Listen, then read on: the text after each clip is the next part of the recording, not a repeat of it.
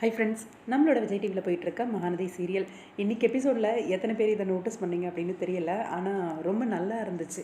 இந்த ஒரு முடிவு ஸ்ட்ராங்காக விஜய் வந்து கொஞ்ச நாள் மெயின்டைன் பண்ணார் அப்படின்னா கண்டிப்பாக காவேரியோட மனசு முழுக்க முழுக்க மாறிடும் அப்படிங்கிறது என்னோட தாட்.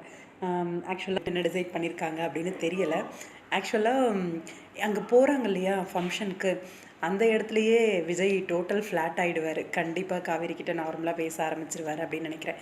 ஏன்னா அம்மாவா காவேரி வந்து காவேரியை பொறுத்த வரைக்கும் அம்மாவும் விஜயும் யாரோ, ஆனால் அந்த தாய்ப்பாசம் மிகுந்து போய் அந்த ஒரு உணர்வுனால காவேரி இந்த ஒரு விஷயத்தை வந்து அவங்களா செய்கிறாங்க அப்படின்னும் போது கண்டிப்பாக விஜயால் அந்த எமோஷனலை வந்து கண்ட்ரோல் பண்ண முடியாது. காவேரி கிட்ட அந்த கோபத்தை மெயின்டைன் பண்ணவும் முடியாது. அது என்னோட தாட். பார்ப்போம்.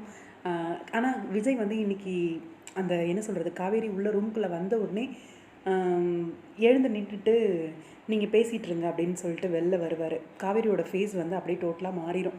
நம்மளை அவாய்ட் பண்ணிட்டு போகிறாரே அப்படிங்கிற மாதிரி இருக்கும். ஆக்சுவலாக அதை தான் செய்யணும் விஜய். ஏன்னா இது வரைக்கும் விஜயாக போய் தொங்கி தொங்கி தொங்கி பேசிகிட்டு இருக்கவும் பின்னாடியே சுற்றிட்டு இருக்கவும் காவேரிக்கு வந்து விஜயோட அருமை தெரியல.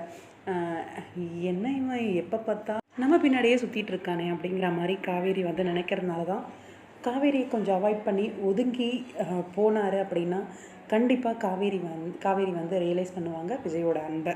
எப்போவுமே நம்ம கைக்குள்ளேயே இருக்கும்போது ஒரு பொருளோட அருமை தெரியாது. நம்ம கையை விட்டு போகுது அப்படின்னும் போது தான் அதோட அருமை தெரியும். அந்த ஒரு இதுதான் இன்றைக்கி விஜய் வந்து காவேரியை கண்டுக்காமல் போகவும், காவேரி வந்து என்ன விஜய் இப்படி போகிறாரே அப்படின்னு பார்த்துட்டு இருந்த அந்த ஒரு பார்வை.